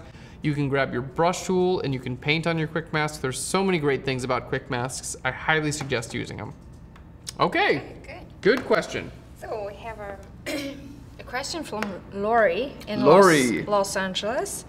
Obviously, getting a raw image and being able to work in Camera Raw is ideal and offers more options for editing photos. It is extremely rare that I get an image edit requests from clients who actually have raw images. Mm-hmm. Can JPEGs work in Camera Raw, or am I stuck with using lesser options in Photoshop? Okay, that's a great question. So yes, JPEGs can be edited in Adobe Camera Raw, and I'll show you how to do that in just a second. However, the amount of information that's in a JPEG is so much less than the amount of information that's in a RAW file. So you can work on a JPEG in Adobe Camera Raw, but you're not going to be seeing the fullest potential of the software as opposed to if you were using a RAW photo. So let's go ahead and show you guys how to edit an image, a JPEG in Adobe Camera Raw. So let's go ahead and get back to one of our images here. Let me see, let's just download a stock image from, there we go, from Unsplash, so you know it's a JPEG here. Download our stock image. We'll go back into Photoshop here. Let's go to my downloads, and there we go. So you can see this is a JPEG image, 3.3 megabytes, whatever. All right. So how do we get to Adobe Camera Raw now? Because if you just try to open a RAW photo directly into Photoshop, it automatically pops up Adobe Camera Raw. If that doesn't happen, you go to Filter and down to Camera Raw Filter. There we go. And now you're editing your image in Adobe Camera Raw. So it looks the exact same. There are a few less tools available to us in Adobe Camera Raw, and although it might not look different, the temperature and the tint sliders actually function a little bit differently, because the temperature and the tint sliders right now, you can see both of them start at 0, and I can go to the right, which gives me plus 100, left gives me minus 100, and my tint also plus and minus 100. So they work in a similar way, but they're not actually bringing in the original information from the photo. Now, let me just hit cancel real quick and just show you guys what it looks like when you're working on a raw photo. There we go. So our raw photo, we have a bunch of photos here. Now remember, I opened this image as a smart image, as a smart object, so I can get back to Adobe Camera Raw just by double clicking it. So here we can see temperature and tint. Now I have numbers, and this number is actually degrees Kelvin. So I can change this, I'm gonna go back to as shot, and we can see that this was actually shot at 7650 degrees Kelvin. That's the actual white balance of this photo. So it's pulling in the actual white balance of the raw image, and if I take my white balance slider and adjust it way to the right or way to the left, we're gonna still see that the image looks fairly natural. I mean, if you push it too far, it's gonna look horrible. But your range of motion here, keeping the image looking natural, there we go, is much higher than your range of motion on a JPEG, even if you're editing in Camera Raw. So you can see I can increase my color temperature, but I don't have to go far before it looks pretty bad in either direction. Okay, and now you're just seeing, I can take it, you know, plus 100, minus 100. We're not seeing the actual white balance of the file there. So you do have access to all these tools. You can most definitely, you know, use your adjustment brush here. You can, you know, paint over top of all these, the wings, and, you know, bring up your shadow levels. And Adobe Camera Raw is still really great for JPEGs. So I wouldn't discount it. I wouldn't say just don't do it. You know, you can still get a lot of really, really nice results. But I will say that it's just gonna work a little bit better if you're working on a 16-bit RAW file. Cool. Did you know that? You could do Adobe Camera Raw for the JPEG? Well, I didn't think you could use it so well. Yeah. So I never really bothered. You didn't bother? But I don't even shoot in JPEG. I save in JPEG. Yeah. So yeah. It doesn't really count. But okay. But I get it. Yeah. Sometimes you don't have the choice. Sometimes your clients give you a JPEG and they say, "Hey, can you edit this for me?" And you have all no they choice. have is a JPEG. Exactly. Yeah. Exactly. Yep. So our next image is 19. Okay. And it's from Kristen in Florida. She asks, "Is this picture too out of focus, or can it be sharpened?" All right. Let me just close all these other images out. You did lots of work today. Yeah, feels nice. Okay, so image 19. It is. There we go, .rw2. Okay, and this was shot with a Panasonic G10. RW2. Now let's see if we can check out our shutter speed. Okay, so here's another, maybe we'll just speak on the photography side of things for a second. So here's another time in which I would recommend increasing your ISO levels a little bit, because the shutter speed is 1/113th, and that's the main thing that we're seeing. So this doesn't actually look so much like a focus issue. This looks like a shutter speed issue. Setting issue. Yeah, so it looks like your shutter speed is too slow, meaning that any movement you have with your hands is gonna be captured in that frame. So it's a bright sunny day. So I would recommend, you could either drop your aperture, you're shooting at f11 here, you could drop your aperture to maybe f4, which will be letting in a lot more light, so you'll be able to increase your shutter speed, or increase your ISO level as well. And with most modern digital cameras, you can shoot up to, 400 is like totally safe with most cameras. Like these days, if your camera's like within 2 or 3 years old, I would say 800 is probably safe too. You know, so when I was first starting out, the general rule of thumb was like, you know, don't go above 200 if it's a professional shot. But nowadays, those rules are changing, and every couple of years, ISO performance gets better on cameras. And again, I just have purchased a Fuji X100F, and I can shoot on that at ISO 6400, and it's like there's no noise at all. Yes. It's incredible. I think that's the intimidating part of bumping up the ISO. Everyone feels I'm gonna get noise, I'm gonna keep it low, there's enough ambient light, I'm gonna be okay. Yes. But you must consider your shutter speed together with your ISO. If you're Yes. bumping one, bump the other. You know, just follow the triangle rule and you'll be good. Exactly. Now, while we're on this conversation, sorry, because I do want to give just a little bit more of a discussion here. Now, I actually, so Cherie shoots in manual mode, like all the time. Yeah. I actually almost never shoot in manual mode. Okay. If I'm in the studio and I'm using studio lighting, then I shoot in manual mode. Okay. But when I'm just out and about taking pictures, I never shoot in manual mode. Really? Never. Not yes. Well, I should actually correct that. I usually shoot in manual mode. Unless I'm doing an action shot, then I have to go to shutter, Shutter speed priority. Or if, it just depends what I'm doing. But most times I stay in manual. Because it's just really a move of your thumb, quick adjustment here, and a forefinger, quick adjustment, index finger, and you're set. And you can do that while you're even in the viewfinder. Definitely, So definitely. And I would say it's good to be able to get to the point where you're comfortable shooting in manual mode.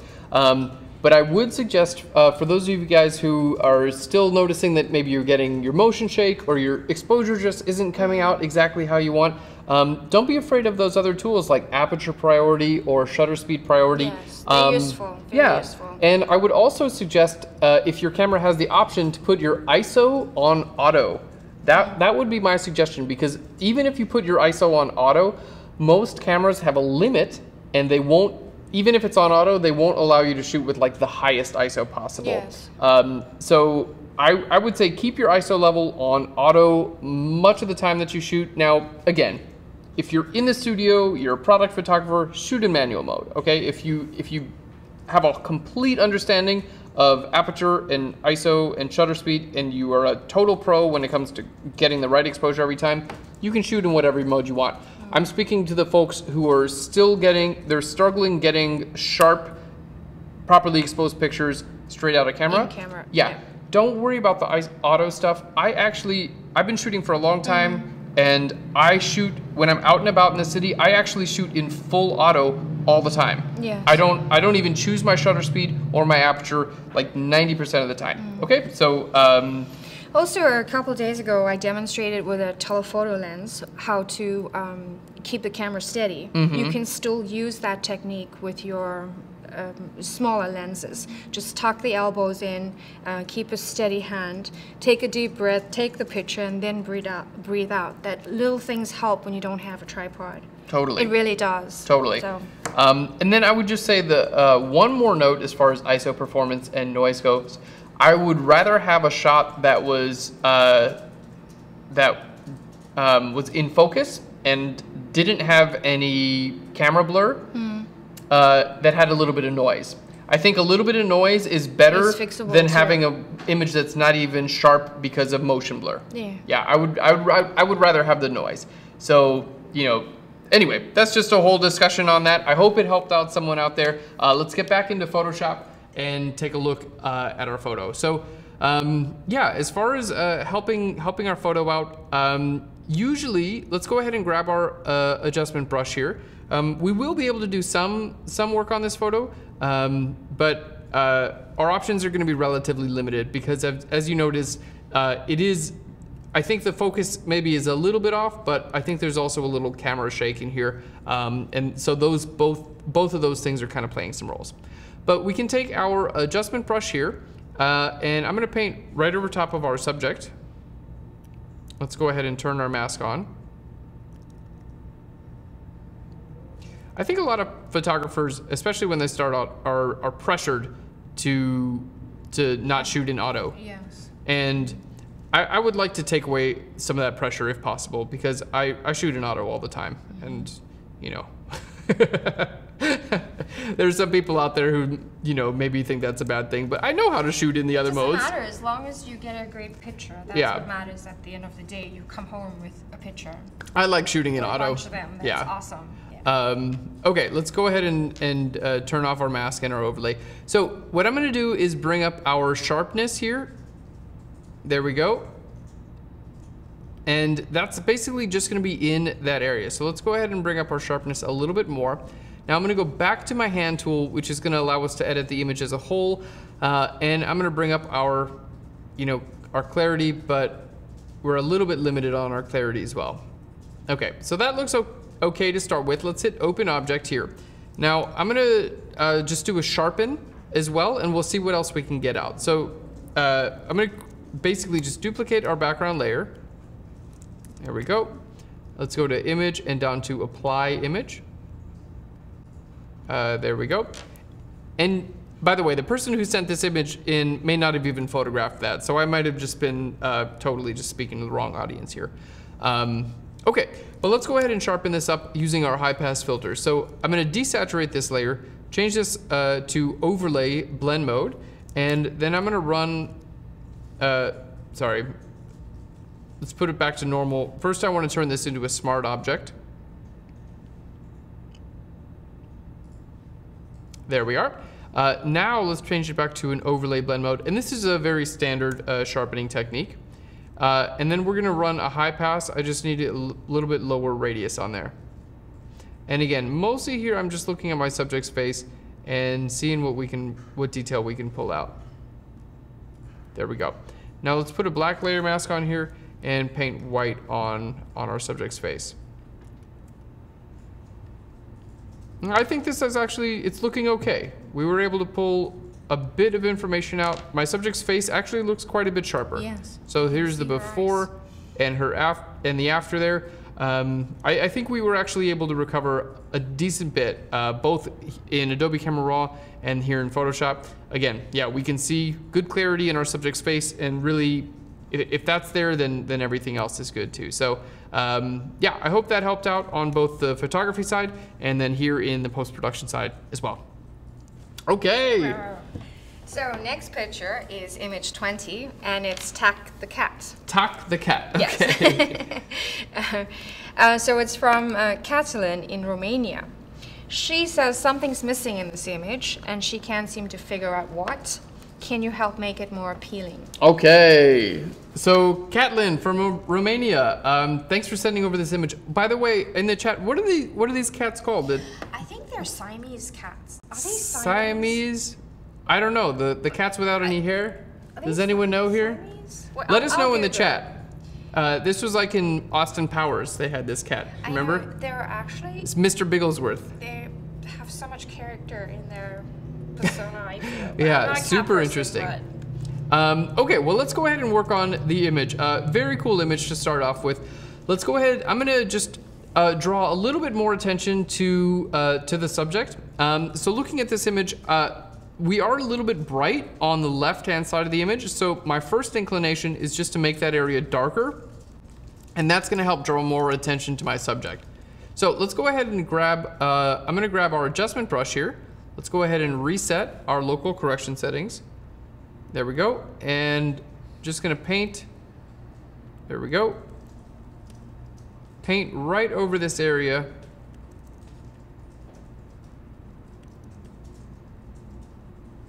All right. So it's a Sphinx cat. A Sphinx cat? Yes, the Siamese cat is a beautiful cat with blue eyes. But yes. This is a Sphinx cat. A Sphinx cat? Yes. Like Egyptian Sphinx? Yes. Very cool. Very interesting. They're probably good for people who have allergies to cats. I don't know. Don't say stuff like that. Don't say stuff like that? In case you're wrong and someone gets a cat. Yeah, you're right. I could be wrong. Okay. We don't know. I don't know anything about this cat, to clarify.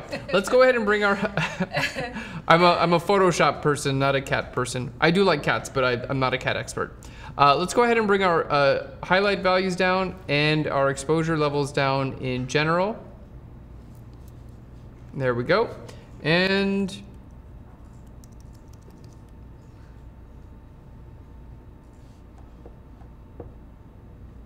beautiful.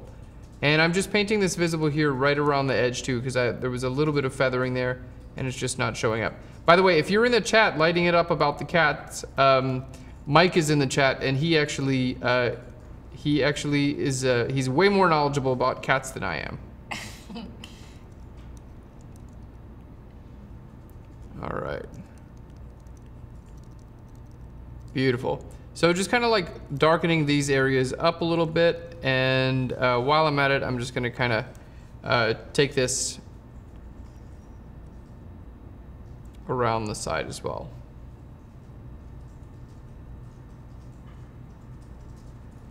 All right, now that looks pretty good. I'm going to add another one here to just bring down, we still have a little bit of a hot spot here, so I'm just going to bring down this little hot spot also. All right, and we'll do one more. And we'll just bring that down. Very cool. Okay, now I'm gonna go ahead and add a new adjustment brush. We're gonna do a little bit of dodging and burning here in Adobe Camera Raw. What? I don't think I've ever done this. Let's go ahead and just reset our local correction settings. I'm gonna paint right here, and we're just gonna bring our exposure up subtly here. There we go. And I'm kind of wishing that Adobe Camera Raw had some of the advanced tools that Photoshop has, because I'm liking Adobe Camera Raw more and more just because of like possibilities. Yeah, and all the changes that I make to my images just look better. You don't have to create layers for each one either. That is also really nice. Yeah. And you know what I think is so cool is that I'm here, you know, 10 years in, at least, of being like a total photography post-production nerd, and I'm still learning so much. Of course, it never stops. It really just never stops.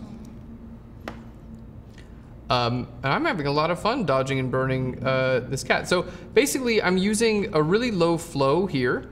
A low flow and a low density with my brush, and I'm using this to dodge and burn. So let's just show the before and after real quick. We'll just zoom in a little bit. So you can see I'm actually dodging and burning right there on our cat. What's the cat's name again? Tack. Tack. I wish I could see more of his face, actually. You want to see more of his face? Like light level wise? No, I wish I could see, oh yes, there we are. All right, so let's go ahead and zoom in. That's an interesting cat. Yes. Whoop. Let's zoom into right about there, and we'll do some dodging and burning at this scale as well.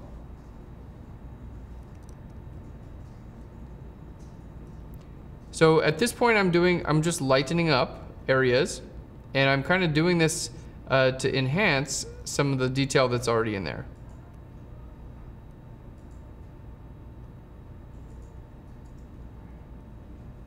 There we go. So you can see each of these little like wrinkles and stuff like that. Now my question is, do cats that have fur, do they have all these little wrinkles too? I have always had dogs. I'm a dog lover, so I really don't know. You don't know? We should ask our viewers that. Does anyone know? Do all cats have all these little wrinkles and it's just under their Maybe cat fur? Maybe it's special to this type of cat. You think so, Angela? They have the wrinkles? It's just covered? Well, that's like the hidden secret of cats. They're all like wrinkly. What's that? Should we shave a cat tomorrow to find out? Yeah, yeah. Yeah, if anyone has a cat they want to bring into the studio, we'll shave it and find out. Sphinx cats. All cats are like 750 years old. That would explain a lot about their behavior, yeah. They're like, oh, I've been here way longer than you. I'm not gonna listen to what you have to say. All right, so I'm just doing some dodging and burning here in Adobe Camera Raw, which I just gotta say, I'm really enjoying this. there's so much interesting character on this animal too. You know, it's so. I'm so fascinated with this breed, and really, I'm a dog lover. This is so beautiful, so interesting to photograph this subject. Is that its tail? This is right down here, yeah.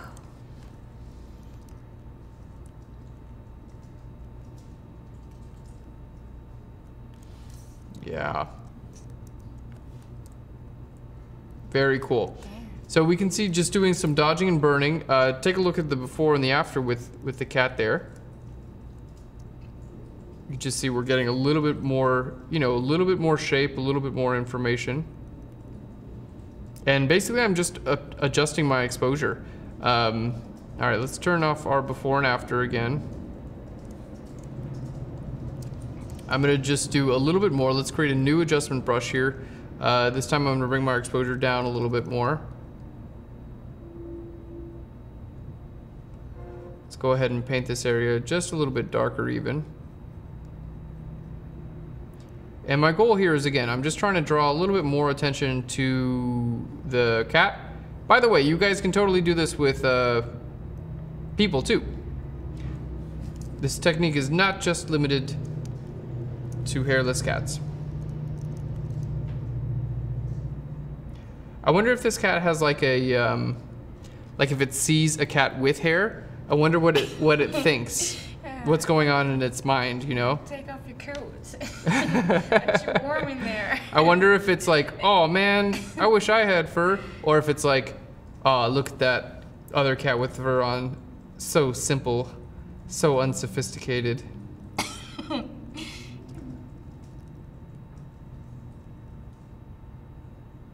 They must be super expensive, this breed. No, they're cheaper because they come without no hair. They come without hair. Yeah. All right. So what I'm doing is just kind of dodging and burning again here, and it's pretty subtle, but in my opinion, that's like the best dodging and burning is subtle. And really, I'm using this to just kind of like bring out a little bit more information and kind of like bring out the wrinkles here as well. So we've gotten so many questions about dodging and burning over the last couple of days. So hopefully you guys are enjoying this. Now again, same process whether you're working on, you know, this type of subject or a person or an environment. Really all the same process there. So I hope you guys are enjoying seeing this. And this is literally the first time I have ever done dodging and burning in Adobe Camera Raw. And I gotta say, it's like the best. It's so good. Like everything just looks way more realistic. And the transitions between light and dark are so smooth. I'm gonna just do all my dodging and burning in Adobe Camera Raw. When I can anyway, when I don't have a, you know, sometimes you just have a JPEG and that's happens too, but. Okay, so let's go ahead and take a look at this, like this fur, what I did to dodge and burn. There we go, we'll just look at this other view here. So we can see on the left-hand side, it's just a little bit more flat. And on the right-hand side, we have just a little bit more information. The highlights, three-dimensional. it looks, yeah, just a little bit more three-dimensional. So it's not huge changes that we're going for. Let's see down here.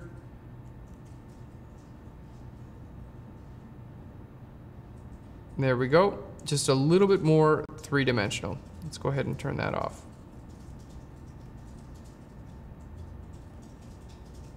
Yeah, very nice. Let's do just a little bit more on the image as a whole. I wasn't sure what I'd be able to do with this photo when I first encountered it, but I think going the dodge and burn route has really paid off. Let's enhance the brightness here around the background of this chair just a little bit too. By the way, the fact that you can adjust your flow and density of your brush here in Adobe Camera Raw, that's kind of a game changer because it allows you to build your effects up. You can do a slow build, and that's really, really huge. is you want to avoid anything that's just kind of like an on-off type of effect. You know, if you can slow build up any effect, you're just going to find a little bit better results. All right, well, let's go ahead and open this object up. I think we're looking really, really great. Very, very cool. So let's go ahead and take a look at our before and after. So here's the image in Photoshop. I'm going to open up the same image just again in Adobe Camera Raw. I'm going to reset all of our settings. Okay. So we'll have to do, there we go. Our before and after is going to have to be showing Adobe Camera Raw and this image. It's going to be a little bit like, you know, tough to see both. But here you can see the before. We have quite a bit of light here on the left-hand side of the image and on the right-hand side of the image, and the cat doesn't really look like the focal point. And I think here in the after, the cat really does look like the focal point, and the dodging and burning has really brought out the detail in a nice way, in a relatively subtle way as well. Yes. So I think we did a great job, and I actually really enjoyed working on this photo. I enjoyed watching this cat. I am so fascinated by tech. Awesome. Thank you so much for sending in your photo. So our next image, well, it's more of a question from Scott in South Africa. Scott, how's it going? And we could have actually been neighbors because I used to live in Sandton. You lived in the same town, Scottsburg? Yeah, on Nitterberg Drive. What? I know. So, hey, Scott. Sunkies and drookies. I don't know what that means. Hugs and kisses. Oh, okay. Very good. So, he has a question for us. Hey, Erin and Shuri, I have recently started painting with light, and I'm loving it. My question is, what tips can you give me about painting with light? Great, great question. So painting with light, which is what I'm going to interpret as another way of like dodging and burning, basically. Okay, I was interpreting it on the field. Oh, out in the field, so light painting. Light painting. That so it's I'm probably not sure. Actually what he's talking about, light painting. Maybe we can do both. Okay. Well, have you ever done any light painting? I have. Okay, so what are your tips? It was a super exciting evening. So you wait for the darkest night. Okay. And you gather up some friends and dress them up in really dark clothing because you need all the help you can get. Okay. And we used laser sticks, you know, the ones you snap in half and it lights up. Yes.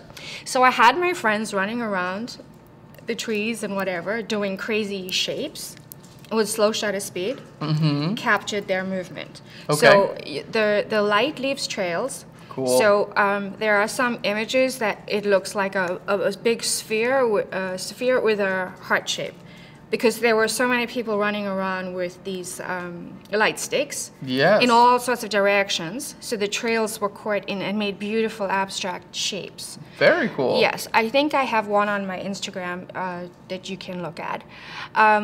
So just keep it really dark clothing. The only light coming from these sticks. Yes. I've also seen people do it with fire. Cool. You know, they make like a little metal mesh, and in there they put coals and things like that to create sparks. Cool. And then in the desert or some open field where you cannot start a fire, you need to be careful. And just swinging it around as fast as they can and then capturing it. Also taking into account about the moon and the stars, that it's really, really dark. Because you want a continuous trail. So that's how I did my light painting. That's very cool. Now, if we're talking about this type of light painting, I've also done a little bit myself. I've actually used softboxes and strobes outdoors with a battery pack.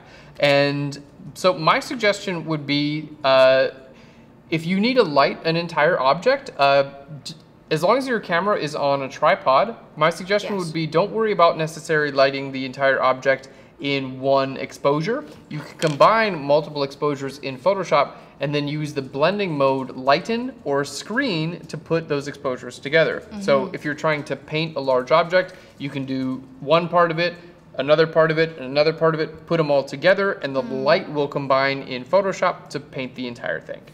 Oh, and to add one more thing, I just thought of that. He could also mean photographing an object, say, at night and there's not enough light, so you use a torch or some external lighting device to shine it on that object to help the camera capture it. So that's another way to do light painting. Yeah, a bunch of different ways. Now, if we're talking about doing this in Photoshop, my suggestion is to use apply image on your layer mask to restrict your effect only to the highlights. It's a very natural way of light painting in Photoshop that basically just it helps you only work on the highlights so the shadows don't get affected, and it helps make your light painting a little bit more natural. Very good. Good question. Yeah. Of course. The next one's from Los Angeles, from Maritza.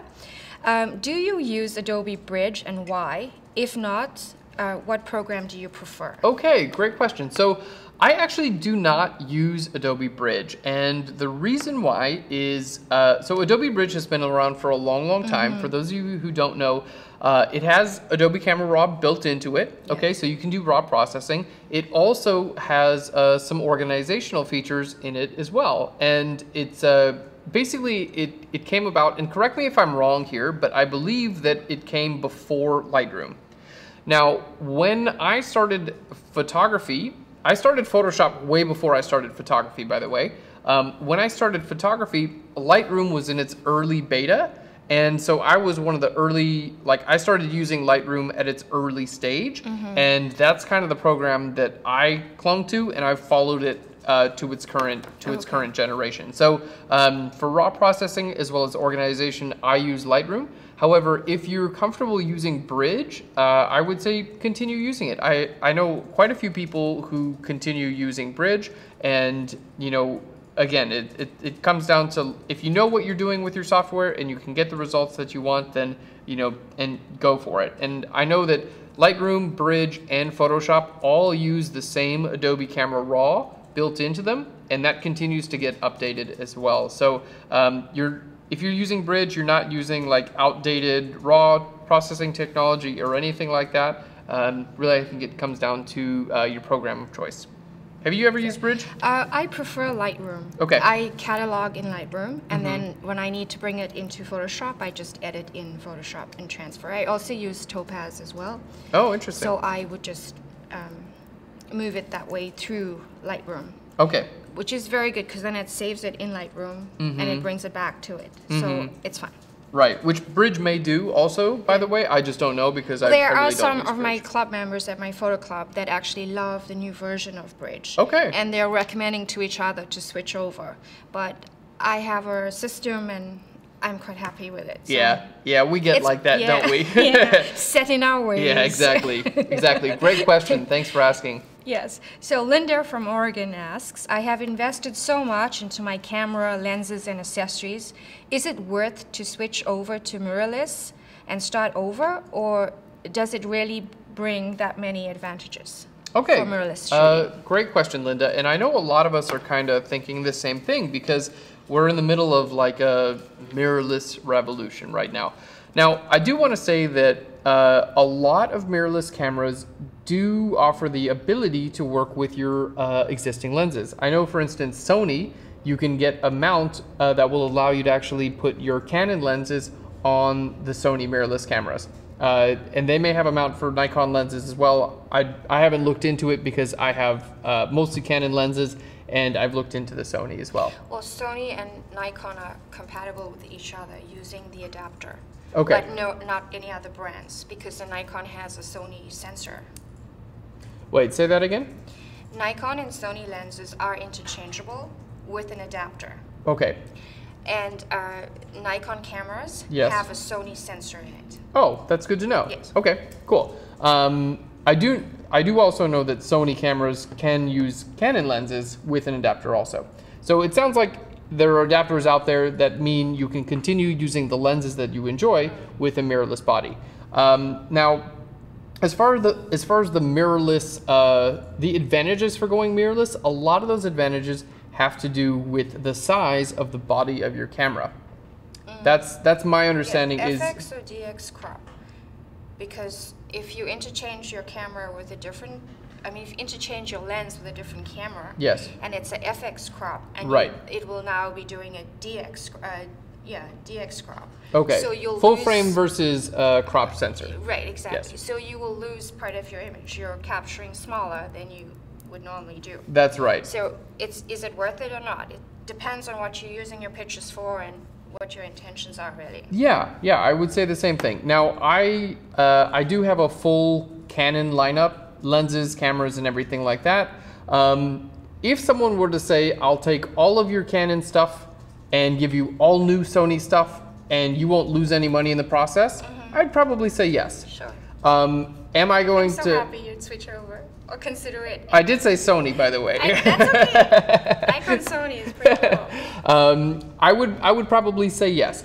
Am I going to sell all of my Canon gear and then buy all new Sony gear?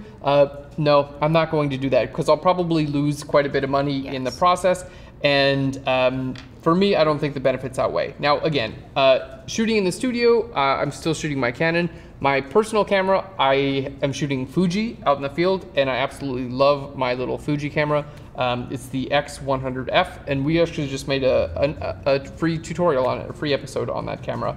And I absolutely love that camera. So I think the mirrorless revolution is taking over, but for those of us who already are invested in the digital SLR systems, I don't think it makes a difference yet, because digital SLRs are still really good cameras. They're still making very good digital SLRs. And once you put a large lens on your mirrorless camera, you're still working with a relatively large package of lens and cameras. Yes, I agree completely. I would not change. You're not going to change? No, it's just too much money to lose. Really. Yeah, it's too much money. I agree with that. Yeah. Okay, so Dennis from Berlin. In one of your tutorials, you said you are choosing a flat camera profile. Does it really matter since you are shooting in RAW? Oh, that's a great question. So short answer is no, it really doesn't matter. Camera full profiles, basically most cameras have a few different options. You have like a portrait option, a flat option, a landscape option, a vivid option. And this mostly applies to the JPEG processing that's inside of your camera. So it'll take a raw image. A lot of cameras will allow you to shoot in both RAW and JPEG. And in this example, basically you take a photo, it will take the raw photo and then process it into a JPEG inside of the camera, and then that's what you get your JPEG from. And it'll apply those color profiles to your image as a JPEG. As a raw file, as far as I know, and I could be wrong here because I'm not a file format expert, but as far as I know, it does not matter if you're working with a raw file because you can always get back to all the original information. Now, this same thing is true with video cameras. There are some video cameras that will actually shoot RAW. Most video cameras compress their files because it's they're huge files. So again, if you're shooting with the video camera that shoots in RAW, then it doesn't matter. If you're shooting with something that's putting out in MP4 format or something like that, any type of compressed format, then those color profiles do matter because those are actually baked into the image themselves. Cool. Good answer. Oh, thank you so much. We're almost there. Vincent from Washington, what advice would you give to those looking to insure their gear? Oh, that's a great question. Yeah. So, Vincent, we actually have, here in our office, we have, so we have an insurance, a friend of ours who is actually an insurance broker.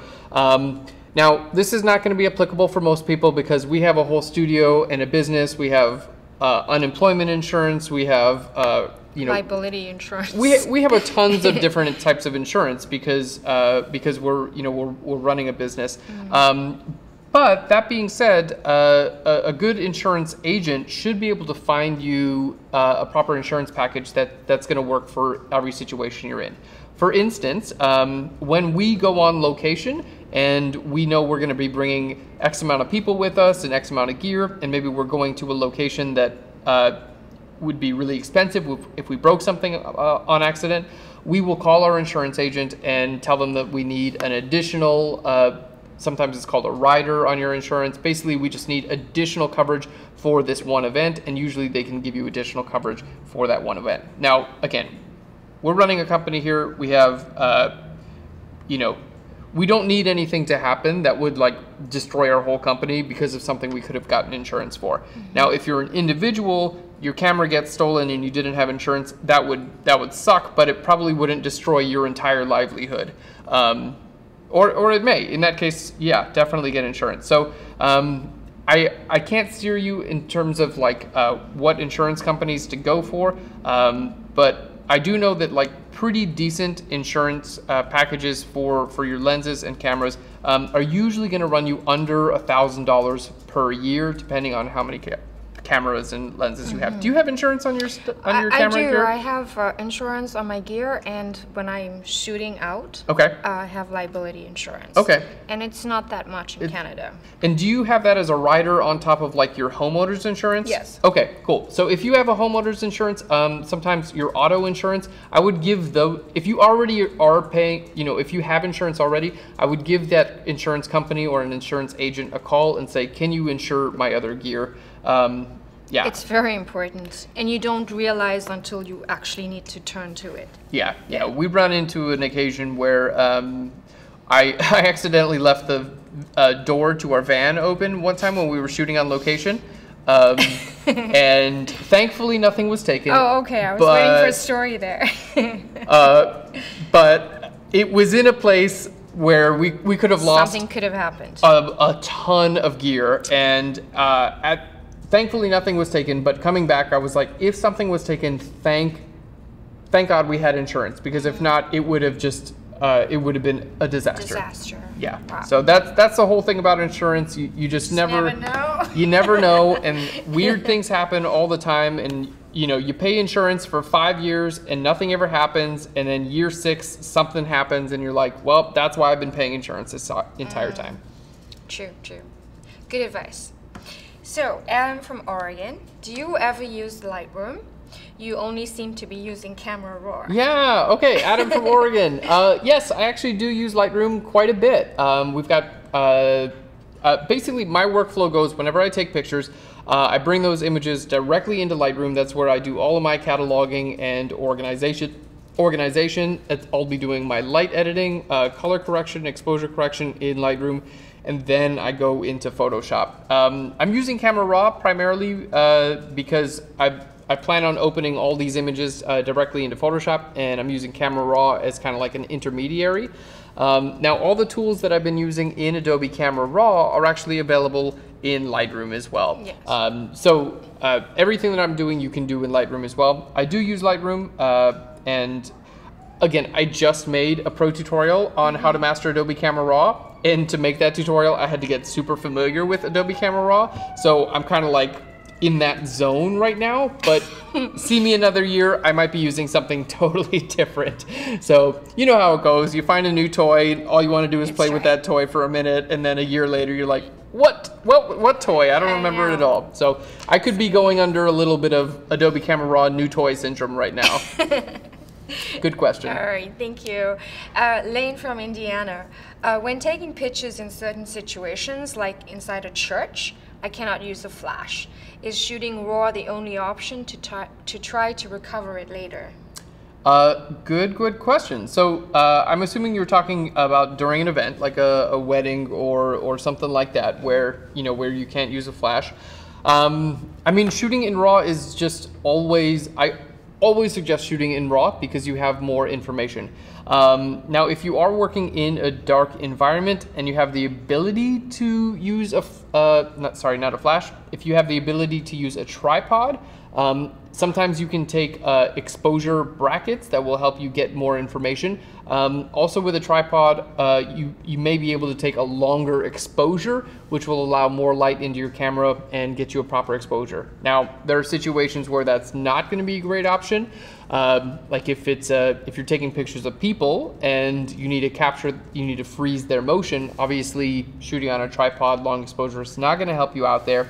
So then the best tools you have, your first best tool is going to be a relatively fast lens. So anything 1.4 2.0, 2.8, those lenses are going to let in more light, meaning you can use a faster shutter speed and get a proper exposure. Also, you're going to wind up cranking up your ISO levels. So shooting with a camera that has great ISO performance is going to really help out there as well. And again, most of the new cameras on the market these days are just, I'm blown away by their ISO performance. I've shot with the Sony a7R II. I haven't shot with the 3. The ISO performance on that camera is incredible. The Sony a7S, also incredible ISO performance. My Fuji X100F, great ISO performance. And your Nikon D850, great ISO performance. So yeah, I think that those tools combined should help you get great exposures even in dark environments. And I know it seems frustrating, but we really are living in the greatest technological time in terms of cameras. Cameras are now able to do things that they've never been able to do before. So we're in a great time, and it's only going to get better because so much of what makes a camera special now is the lenses obviously have always been important, but now the sensors are really important, and that's computer based. And as we all know, computers are getting faster and better at an incredible speed. So cameras are just going to continue getting better at that same pace. Good stuff. Is this the end? We're coming to the end. Oh man, we got another question? Do we have? No, we have 5 minutes to thank our viewers. Oh man, guys, thank you so much. My computer just went to screensaver. Thank you so much, everyone who's tuned into this live broadcast. As you guys know, this is the 1-year anniversary of PHLEARN Pro. We've had an absolute blast this past year. I feel like this has been the greatest growth year of PHLEARN's history. I feel like I've learned more about how to make content, how to make the best content than I've learned in the entire history of PHLEARN, and I'm excited to bring that energy into our tutorials and to bring that to you and to hear your guys' feedback on it as well. So we thank you so much. We'd love to hear your feedback. Keep us going in the chat room. Thanks again. Enjoy the new website. Yes, thank you for having me and receiving me so warmly. I'm certainly going to miss my time here in PHLEARN. I wish you many, many amazing pictures, and I send all my love to you. Thank you so much, Cherie. Thank you. Here, give me a hug. All right. Thanks, then, everyone. Have a wonderful night. We're signing off. And what do we say here at PHLEARN? PHLEARN you later. I'll PHLEARN you later. Bye, everyone. Ciao.